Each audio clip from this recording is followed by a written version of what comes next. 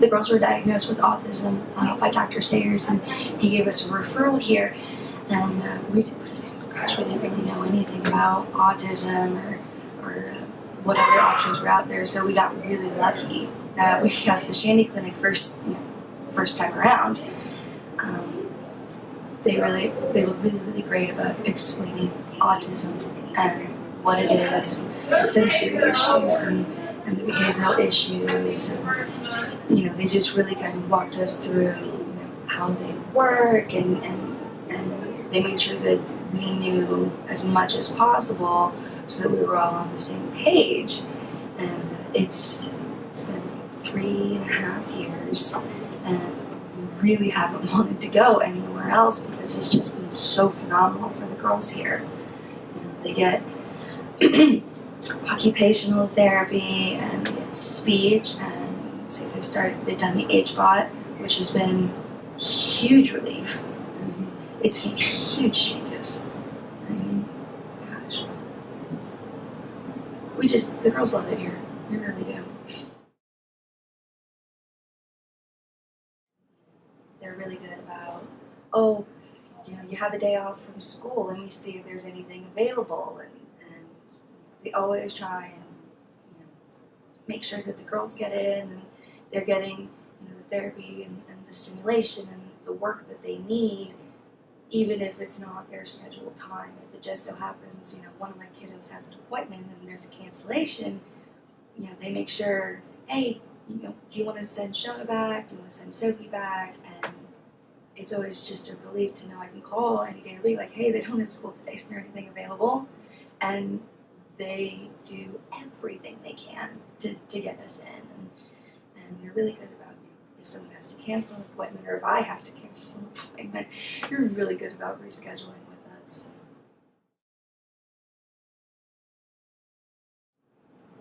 The girls are excited to come to therapy. I mean, they've been coming for 3.5 years and they still love it here. And for kids on the spectrum, knowing that you're coming in to do work, it's really hard to get them excited about that. So it's definitely been a blessing for my family that we've had the Shandy Clinic.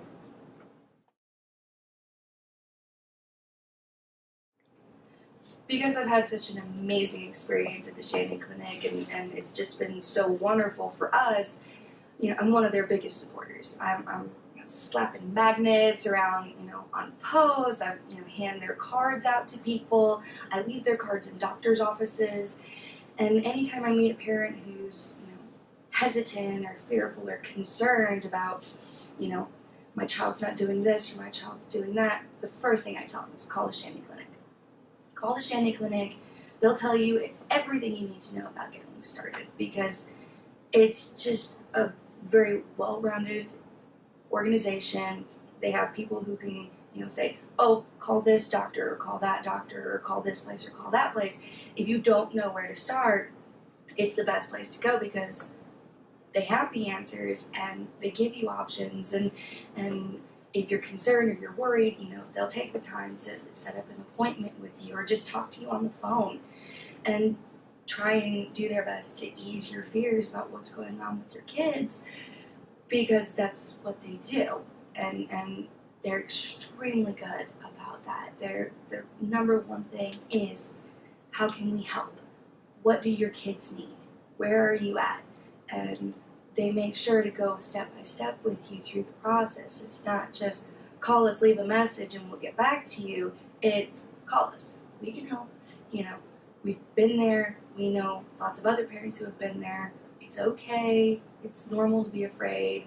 And I tell people all the time, I'm like, if you don't know, just call the Shandy Clinic. Call the Shandy Clinic.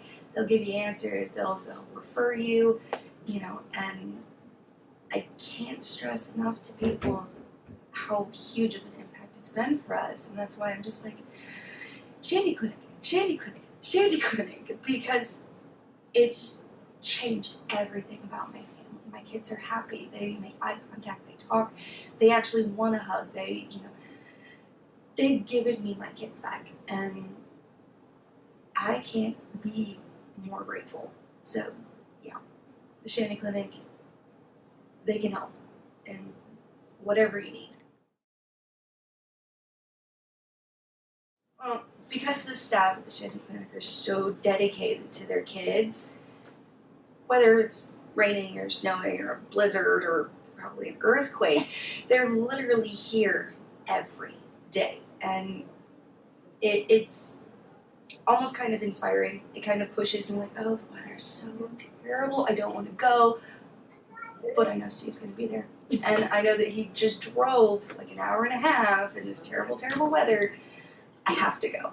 And so I think it creates this really good balance between the parents and the staff where everybody wants to be here. And it just ties back into the positive environment, and plus their dedication and making sure that they're here every day to make sure my kids are on schedule and, you know, they're not missing an appointment. It means the world to me, because I know if they don't have school and then they don't have therapy, it's going to be a very difficult day. So it's extremely important to me, and I try very hard to let them know, hey, I appreciate the fact that you're here and there's 7 inches of snow and you can't see a foot in front of you, but thank you for being here. It means a lot. And so I kind of refer to them as kind of like the Postal Service. Come rain, sleet, or, you know, hurricane, they're here, so I'm here. And that's just kind of how we roll.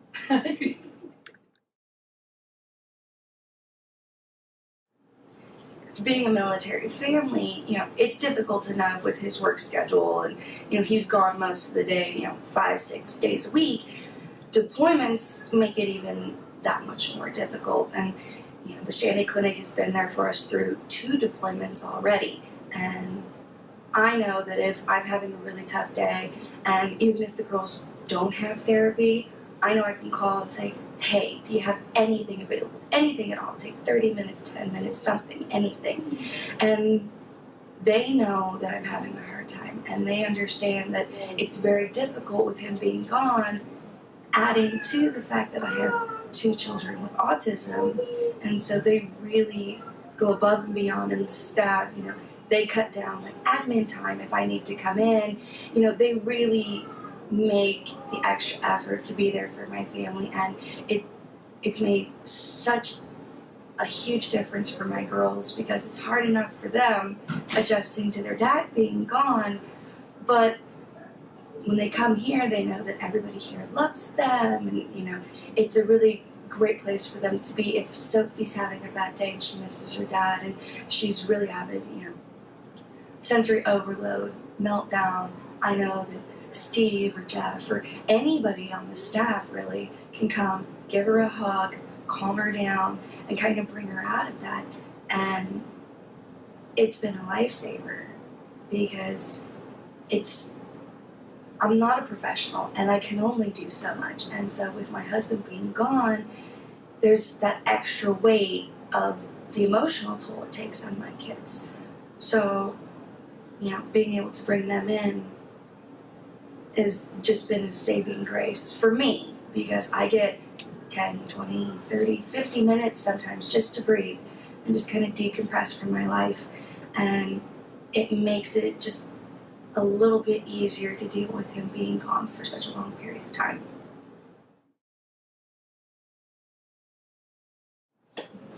I have seen so many changes in my girls since we started at the Shandy Clinic. It's kind of almost bizarre to look back at how they were. When we first came to the Shandy Clinic, I didn't know why they would do the things that they would do. I didn't understand. I was just completely lost and beside myself, and I kind of walked in and I had this deer in headlights look, and I kind of looked around and I was like, all these kids are doing the same thing.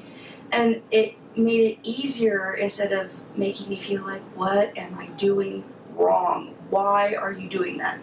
You know, my oldest, when she first came in, she used to, you know, throw herself on the floor and scream at the top of her lungs, and she would hit and kick, and, you know, she would just go either rigid or limp, and you couldn't pick her up, you couldn't contain her. She was just kind of like a little Tasmanian devil, and it was so exhausting, and it was so hard, and it was heartbreaking, because I didn't understand. I was like, what am I doing that's making her do that? And, you know, because of therapy and everything being explained to me, it made it so much easier for me to deal with, because I was like, it's not my fault. I didn't do anything wrong. And there's nothing wrong with my daughter. It's just the way she reacts to things. That's how she handles the situation. And, to see her now, and she's smiling and laughing and talking and making eye contact and hugging people and, giving them high fives and, dancing. And, yes, she still has meltdowns, but, I have to keep in mind, 3 years ago, that meltdown would last for 45 minutes and there would be no stop. Now it's a couple of minutes, and then you can kind of talk to her and she'll go, I'm so sorry, and she'll give you a hug, and then she'll go back to whatever she was doing. It's a completely different child. I consider that a blessing that I have that experience with my daughter now. And when my youngest started coming here, she was completely nonverbal, wouldn't make eye contact. She didn't want to do anything. She was very lethargic and just wanted to be held, and she just wanted to be babied, and she was in this kind of like safe little cocoon, and she didn't want to branch out of that. And therapy really brought her out of her shell. She's singing and dancing and playing, and my greatest fear with my youngest being completely nonverbal when she started was that I'd never hear her say, I love you. And now she's starting to talk. And, there's hope that I'm going to get to hear that. And you can't put a price on that. It's just the greatest gift. And I have the Shandy Clinic to thank for that.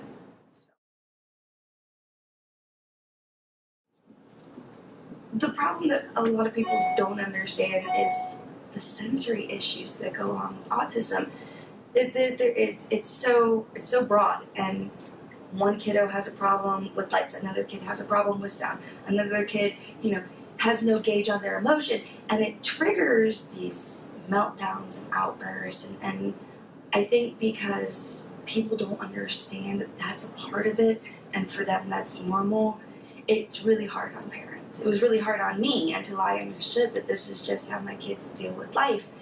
And, if my youngest daughter gets upset about something, it makes my oldest daughter upset, and she reacts and has a meltdown. That causes her to have a meltdown.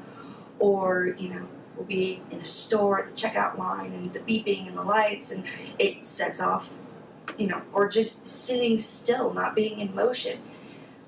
They process things very differently and much faster, and they have a hard time kind of filtering through what they're receiving, and it sends them into kind of a crash, like this meltdown, they no longer can deal.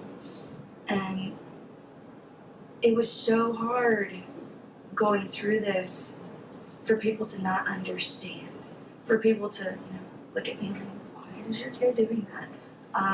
You might want to, try, parenting.